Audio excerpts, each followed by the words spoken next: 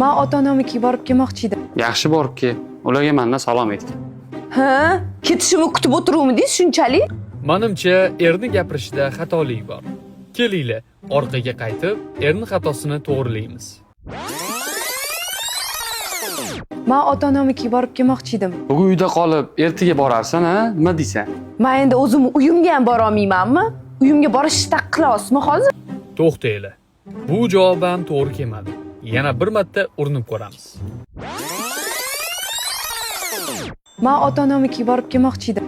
Nimani xohlasang o'shani qil. Men boramanmi, qolamanmi, sizga farqi ham yo'q-a? Aniq boshqasini topgansiz. Iltimos, yana boshqatdan. Men ota-onamnikiga borib kelmoqchi edim. Xohlasang bor yoki birga boramiz ham, ha? Ota-onamni uyiga sizni ko'rish uchun boramanmi? Maylimi, men o'zim borib dam olib kelsam? Aytishlaricha, bu holat hali ham davom etayotgan ekan. Olimlar va buyuk insonlar unga yoqadigan to'g'ri javob nimaligini haligacha bilisha olmabdi.